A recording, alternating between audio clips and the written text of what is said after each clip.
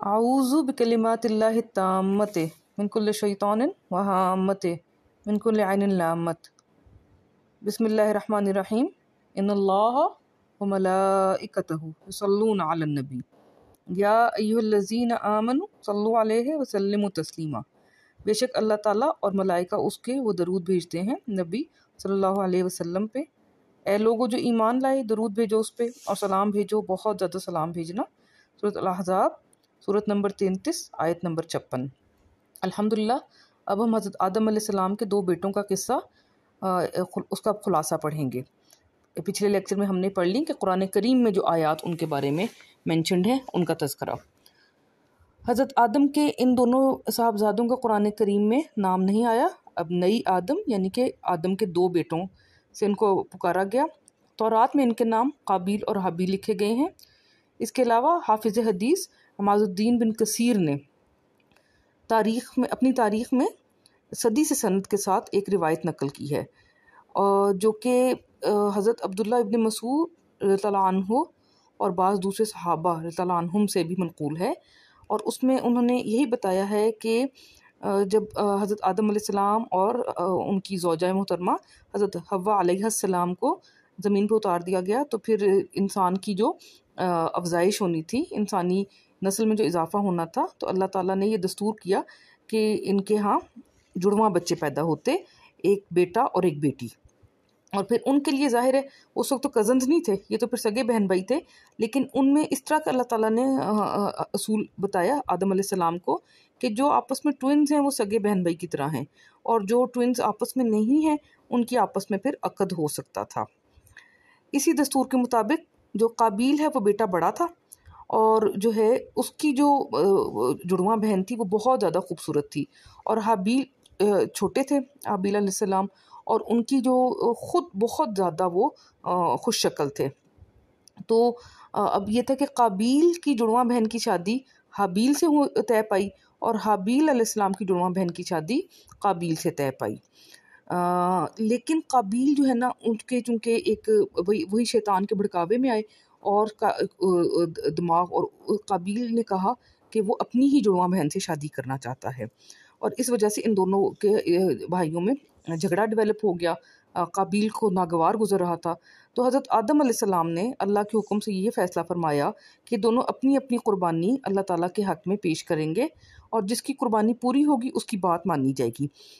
अब जो तौरात में किस्सा है उसमें यही बताया गया है कि अल्लाह ताला ने यही तरीका सिखाया हज़रत आदम अलैहिस्सलाम को कि कुर्बानी को जो है ना वो एक इल्हामी दस्तूर था कि कुर्बानी की चीज़ अपनी मर्ज़ी से, कि मेरी ये पसंद की चीज़ है, मैं इसको किसी बुलंद जगह पे रख देता हूँ, तो फिर आसमान से आग नमूदार होती, और जिसकी कुर्बानी कबूल हो जाती उसको मिलता कि वो शर्फ़ कबूलियत मिला है, उसको आग ने खा लिया, और दूसरे बंदे की कुर्बानी यहीं पे रह जाती। यही दस्तूर बनी इसराइल में भी कायम रहा और आगे रहा कि कुर्बानी की चीज़ पे आग लगती और उसको खा लेती। तो ये हमारे आक़ाए दो जहान सरवर कौनैन हज़रत मोहम्मद मुस्तफ़ा सल्लल्लाहु अलैहि वआलिहि वज़वाजी वसहाबी वबारिक वसल्लम तस्लीमा की उम्मत का एक और एजाज़ है कि आक़ाए दो जहान की वजह से अल्लाह ताला ने एक और हम पे एक मरहमत फरमाया कि हम कुर्बानी अपनी को खा सकते हैं। जब कुर्बानी करते हैं तो उसको ज़िबा करते हैं, और फिर उसका गोश्त हम खा सकते हैं। अल्हम्दुलिल्लाह रब्बिल आलमीन। तो अब क्या हुआ कि हाबील चूँकि था ही मुत्तकी, तो उसने अपने जो है ना रेवड़ में से एक बहुत ही बेहतरीन दुम्बा जो बहुत उनको पसंदीदा था, उनको खुदा की नज़र के लिए ऊंची जगह पे रख दिया। और काबिल की चूँकि फ़ितरत में ही मकारी थी और अल्लाह के नज़दीक नहीं था, तकवा नहीं था, मुत्तकीन में से नहीं था, तो उसने अपने खेती के गले में से ना एक ख़राब सा बिल्कुल बचा कुचा सा रद्दी किस्म का जो माल था ना, वो कुर्बानी के लिए रख दिया। और देखें बहुत प्यारी हदीस है, इन्नमल आमाल बिन्नियात, बेशक अमाल नीयतों से हैं, यानी कि अमाल का दारोमदार नीयतों से है। ये बहुत बहुत ज़्यादा देखें प्यारी हदीस है, क्योंकि नीयत सिर्फ दो लोगों को पता होती है, अल्लाह ताला को और अल्लाह के बंदे को। कौन कितनी नमाज़ें पढ़ रहा है, वो दुनिया को दिखाने के लिए पढ़ रहा है या वाकई उसने दिल से नमाज़ पढ़ी। कौन जो है कितने नजराने दे रहा है, कितने सदका खैरात दे रहा है। अगर किसी ने किसी को डांट भी दिया है तो उसकी भलाई के लिए डांटा कि उसकी बुराई, वो सिर्फ नीयत, कोई ऊपर से जितना भी बनावट कर ले, लेकिन रब की ज़ात को पता है कि नीयत क्या होती है। तो फिर अल्लाह ताला को पता था कि काबिल की नीयत क्या है और हाबील की नीयत क्या है। तो अल्हम्दुलिल्लाह हस्ब दस्तूर आग आई और हाबील की नज़र को कबूल कर लिया गया, और जो है ना उसको जला दिया गया आग से। قابیل کو اس میں اپنی بہت شرمندگی محسوس کرنے کی جگہ اس نے غیظ و غضب کا اظہار کیا، کیونکہ اس نے اپنی توہین محسوس کی، اور پھر جو قرآن کریم میں ذکر ہے کہ اس نے کہا اپنے بھائی کو کہ میں تمہیں مار ڈالوں گا، اور اس کے بھائی نے یہ کہا کہ میں تم پہ ہاتھ نہیں اٹھاؤں گا کیونکہ مجھے اللہ سے ڈر لگتا ہے۔ یہ نہیں تھا کہ ان میں کوئی کمزوری تھی، آدم علیہ السلام نے منع کیا، انہوں نے کہا جی مجھے تو اللہ سے ڈر لگتا ہے۔ تو اس لیے اب کیا ہوا کہ قابیل نے غصہ بڑھتا گیا اور اپنے بھائی کو واقعی میں قتل کر دیا۔ تو قرآن میں اب یہ شادی کے قصہ تو نہیں ہے، کچھ مورخین نے پھر اور ان کے جھگڑوں کی وجہ بتائی، لیکن سب سے زیادہ جو تورات میں ذکر ہے وہ اسی کا ہے۔ اچھا قابیل، اور یہ پھر اس کے بعد وہی ہے نا کہ حضرت عبداللہ ابن مسعود اور چند دیگر اصحاب کرام نے بھی اس کا ذکر کیا ہے، روایت دی ہے اس کی، تو ہم اسی کا اس لیے ذکر کریں گے۔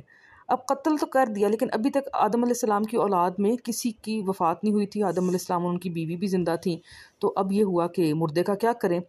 تو اللہ تعالیٰ نے اپنے حکم سے ایک کوے کو بھیجا، اور آیت میں آیا ہے کہ وہ زمین کو کوریدنے لگا، جبکہ روایات میں آیا ہے کہ اس کوے کے پاس ایک کوا مر گیا تھا، تو وہ کوا آیا، اس نے زمین کو کھودا اور اس گڑھے کے اندر مردہ کوے کو پھینک کے اوپر سے مٹی سے ڈھانپ دیا، واللہ عالم۔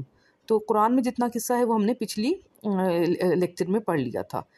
تو اب دیکھیں اس طرح سے قتل ہو گیا، تو اب اللہ تعالیٰ نے کتنی سرزنش فرمائی، اور انہوں نے کہا کہ اب جو کوئی بھی قتل کرے گا تو گویا کہ اس نے پوری انسانیت کو قتل کر دیا، اور جو کسی کو زندگی دے گا تو وہ اس کے پوری انسانیت کو بچا لیا۔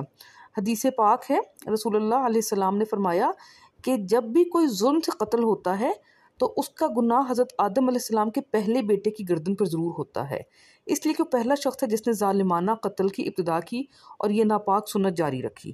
تو اب ہمیں اس سے مقام عبرت کیا ہے کہ قتل کے علاوہ بھی جتنے بھی کوئی کرتا ہے نا جرم ایجاد کرتا ہے، جیسے حضرت لوط علیہ السلام کی قوم نے یہ جو ہے ہم جنس پرستی کو ایجاد کیا، اس طرح حضرت شعیب علیہ السلام کی قوم اس نے ناپ تول میں کمی کرتی تھی۔ تو اس کے علاوہ مورخین نے اور بھی بتایا کہ لوط علیہ السلام کی قوم بہت عجیب عجیب کام کرتی تھی، مرغوں کو اس حد تک لڑوانا کہ مرغے زخمی ہو جائیں، تو جو ہے نا ہر جاندار پہ رحمت کرنی ہوتی ہے، کسی پہ ظلم نہیں کرنا ہوتا۔ تو جس نے انوینٹ کیا تھا نا، اب اس کے بعد تا قیامت جو کوئی بھی وہ گناہ کرے گا تو اس گناہ کا اس انوینٹ کرنے والے کو بھی اس گناہ کا حصہ ملے گا۔ اسی طرح کوئی نیکی اگر انوینٹ کرتا ہے تو اس نیکی کو انوینٹ کرنے والے کو بھی صدقہ جاریہ طور پر قیامت تک انشاءاللہ اس کا ثواب ملے گا جب بھی کوئی کام کرے گا۔ تو یہ کتنا اللہ کا لطف و کرم ہے، اور یہی بات جو چھوٹی چھوٹی بدعتیں ہم ایجاد کر دیتے ہیں، اس بدعت کے بھی جو کوئی اس بدعت کو پرفارم کرے گا اس کو بدعت ایجاد کرنے والے کو اس کا گناہ ملتا رہے گا۔ تو استغفر اللہ ربی من کل ذنب واتوب الیہ۔ قابیل اور حابیل کا قصے کا خلاصہ یہاں ختم ہوا، اور الحمدللہ رب العالمین۔ صدقہ جاریہ سمجھ کے شیئر کریں، کوئی کمی کوتاہی رہ گئی ہو تو اللہ تعالیٰ ہمیں معاف فرما دے، مجھے معاف فرما دے۔ جزاکم اللہ خیرا کثیرا۔